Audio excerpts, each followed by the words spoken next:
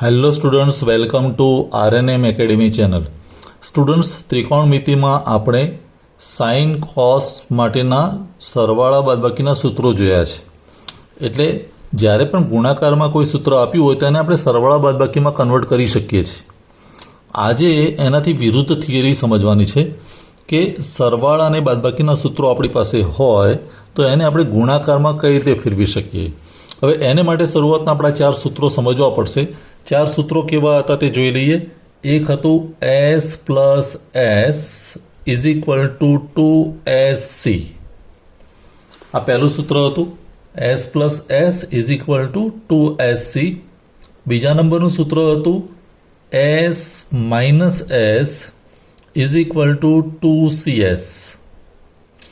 એવું ત્રીજું સૂત્ર આપણી પાસે છે C plus C is equal two 2CC. અને ચોથું સૂત્ર છે C minus C is equal two minus 2SS. આ 4 સૂત્રો આપણે સારી રીતે જાણીએ છીએ. હવે આને એનલાર્જ કરીએ. આ તો શોર્ટમાં યાદ રાખવા માટેના સૂત્રો છે. S plus S is equal two 2SC. એનો મતલબ શું થાય? Sign alpha plus beta plus sine alpha minus beta is equal to 2 sine alpha cos beta. હું 1 નંબરનું સૂત્ર એક્ઝામ્પલ તરીકે લખું છું કે સાઇન આલ્ફા પ્લસ બીટા પછી plus sine alpha minus beta is equal to 2 sine alpha cos beta. આવું આપણું સૂત્ર થાય. આ કયા નંબરના સૂત્રને મેં એનલાર્જ કર્યું? 1 નંબરનું સૂત્ર જે છે, જેને શોર્ટમાં આપણે યાદ રાખીએ S plus S equal to 2SC. પણ S પ્લસ S 2SC શું છે? તો આ રહ્યું સાઇન આલ્ફા પ્લસ બીટા, બીજામાં alpha minus beta is equal to 2 sine alpha cos beta થાય.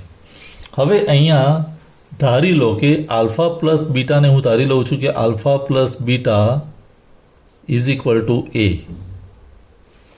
અને alpha minus beta is equal two B.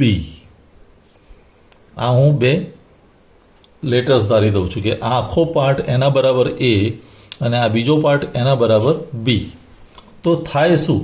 આ આપણી ધારણા છે. ધારો કે alpha plus beta is equal to A અને આલ્ફા માઇનસ બીટા. હવે બંનેનો સરવાળો કરીએ તો શું થાય? તો A પ્લસ B જ્યારે હું કરું, A પ્લસ B, તો alpha plus beta plus alpha minus beta means 2 alpha આવે. બીટા અને માઇનસ બીટા જતા રહે. તો એનો અર્થ alpha is equal to A plus B ભાગ્યા 2 થાય. આલ્ફા ઇઝ ઇક્વલ ટુ શું થાય? A પ્લસ B ભાગ્યા 2. અને એવું જ હું A માઇનસ B કરું તો શું આવે? Alpha plus beta minus alpha plus beta. એટલે આલ્ફા આલ્ફા કેન્સલ થઈ જાય, 2 બીટા આવે. અને એનો અર્થ કે beta is equal to A minus B ભાગ્યા 2. આ આપણને 2 સૂત્રો મળે. Alpha is equal to A plus B ભાગ્યા 2 અને beta is equal to A minus B ભાગ્યા 2. તો હવે આ આખું સૂત્ર નવા સ્વરૂપમાં કેવું થાય?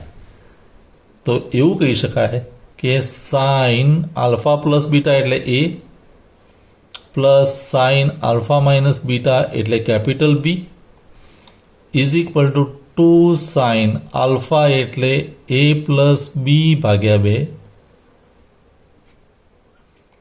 અને કોસ A માઇનસ B ભાગ્યા 2. આ પ્રમાણેનું સુધારેલું સમીકરણ નંબર 1 મળે, જેમાં અહીંયા આલ્ફા પ્લસ બીટા એટલે A અને alpha minus beta is equal two B. કહેવાનું તાત્પર્ય 2 સાઇનનો સરવાળો હોય ત્યારે 2 સાઇન બંનેનો સરવાળો ભાગ્યા 2, બીજામાં બંનેની બાદબાકી ભાગ્યા 2 થાય. અને જેવું મેં સૂત્ર 1 લખ્યું એવા જ બાકીના 3 સૂત્રો પણ અહીંયા લખી શકાય. જેવી રીતે કે sine A minus B, sine A minus sine B. તો હવે આપણે લખી શકીએ 2 કોસ, પહેલામાં સરવાળો એટલે A પ્લસ B ભાગ્યા 2 બીજામાં સાઇન અને બાદબાકી ભાગ્યા 2 a માઇનસ બી ભાગ્યા 2. તો આ નવું સ્વરૂપ થશે સૂત્ર નંબર 2. તો એવી રીતે તમે ચારે સૂત્રો લખી શકીએ. પણ યાદ રાખવાની વસ્તુ એ છે કે જ્યારે એસ પ્લસ એસ હોય ત્યારે એનું ગુણાકારના સ્વરૂપમાં જ્યારે કન્વર્ઝન કરવાનું થશે ત્યારે આપણે આ યાદ રાખીશું 2SC 2CS જે હોય તે. પણ અહીંયા આ બેનો સરવાળો ભાગ્યા 2 પહેલા કૌંસમાં અને બીજામાં બાદબાકી ભાગ્યા 2. તો આ એક થિયોરી પાર્ટ થયો કે જ્યાં સરવાળા બાદબાકીના સૂત્રોને ઇઝીલી આપણે ગુણાકારમાં ફેરવી શકીએ. અને જો આ તમને સમજમાં આવ્યું હોય તો આ જ થિયોરીનો ઉપયોગ કરીને હું તમને 1-2 દાખલા ગણીને બતાવું.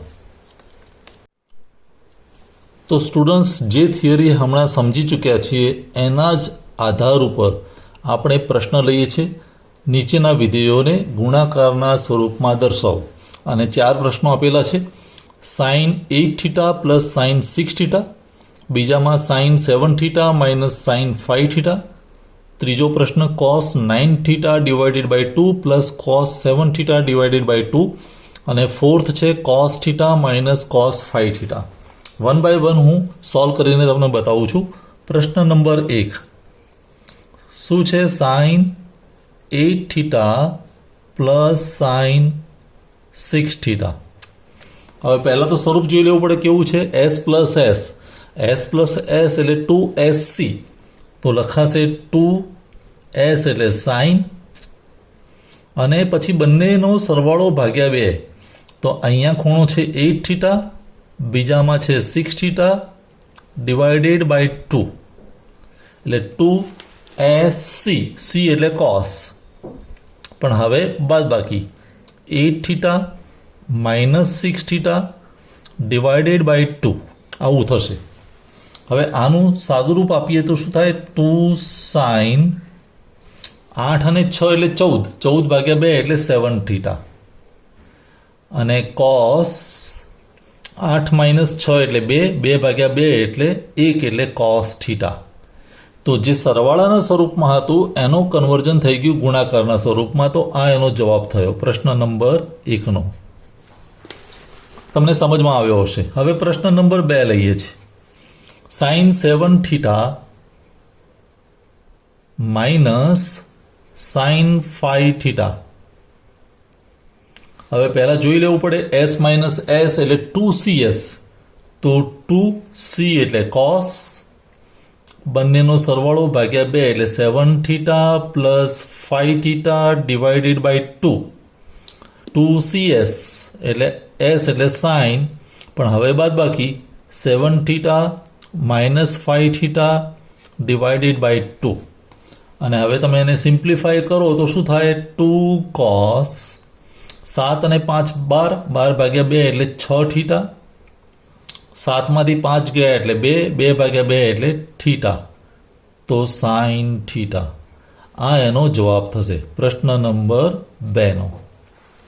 હવે એવી રીતે લઈએ પ્રશ્ન નંબર 3. પ્રશ્ન number 3 cos 9θ divided by 2 plus cos 7θ divided by 2. હવે is equal to C plus C એટલે 2CC થશે. એટલે 2C એટલે કોસ, પણ પહેલામાં સરવાળો અને ભાગ્યા 2, તો 9θ divided by 2 plus 7θ divided by 2 ભાગ્યા 2 આવું થશે. અને ફરી પણ કોસ જ 2CC છે એટલે કોસ, પણ બીજા બ્રેકેટમાં બાદબાકી 9θ divided by 2 minus 7θ divided by 2 ભાગ્યા 2 આવી રીતે લખવું પડે. અને હવે એને સિમ્પ્લિફાય કરીએ તો 2 કોસ, જો 9 અને 7 એટલે 16θ, આ 2 નીચે આવે તો 4 થઈ જાય, 16θ ભાગ્યા 4 એટલે 16θ ભાગ્યા 4 એટલે 4θ. અને અહીંયા કોસ 9θ માઇનસ 7θ એટલે 2θ, 2θ ડિવાઇડેડ બાય 4, 2θ ડિવાઇડેડ બાય 4 તો થશે θ બાય 2, તો કોસ θ બાય 2। તો આ એનો જવાબ થશે પ્રશ્ન નંબર 3નો। અને હજુ એક પ્રશ્ન બાકી રહ્યો, પ્રશ્ન નંબર 4, જે હું અહીંયા સોલ્વ કરીને તમને બતાવું। આ જગ્યામાં પ્રશ્ન નંબર 4, પ્રશ્ન નંબર 4 અહીંયા લખી દઈએ, cos theta minus cos phi theta. હવે c માઇનસ c તો -2ss, તો -2s એટલે સાઇન, પણ બંનેનો સરવાળો એટલે થીટા પ્લસ ફાઈ થીટા ભાગ્યા 2, અને ફરી પણ s એટલે સાઇન, પણ બાદ બાકી theta minus phi theta divided by 2। હવે ઇઝ ઇક્વલ ટુ -2 સાઇન, અહીંયા શું લખાશે, 1 + 5 એટલે 6 ભાગ્યા 2 એટલે 3 થીટા, અને અહીંયા શું લખાશે, સાઇન 1માંથી 5 ગયા એટલે -4, -4 ભાગ્યા 2 એટલે -2 થીટા। હવે આપણને ખબર છે કે સાઇનની અંદર માઇનસ હોય તો એ માઇનસ સાઇન આગળ આવે, સાઇન માઇનસ થીટા એટલે માઇનસ સાઇન થીટા, તો એ માઇનસને હું આગળ લાવું તો માઇનસ માઇનસ પ્લસ થઈ જશે, એટલે અહીંયા લખાશે 2 સાઇન 3 થીટા સાઇન 2 થીટા। આ એનો જવાબ થાય। This is answer. તો સ્ટુડન્ટ્સ, આજનો વિડીયો બહુ ટૂંકો અને સરળ છે કે સરવાળા બાદબાકીના સૂત્રો જે છે એને ગુણાકારમાં કઈ રીતે કન્વર્ટ કરી શકાય એની થિયોરી મેં સમજાવી, અને એના આધારે આપણે આ બધા પ્રશ્નો ગણી શકીએ, સોલ્વ કરી શકીએ। આઈ હોપ આજનો વિડીયો ગમ્યો હશે। ફરી મળીશું नेक्स्ट वीडियो में। Thank you for watching. Thank you very much. अगर आपको ये वीडियो पसंद आया है और आप मेरी चैनल पर नए हैं तो प्लीज मेरे चैनल को लाइक कीजिए, शेयर कीजिए और सब्सक्राइब जरूर कीजिए। Thank you very much.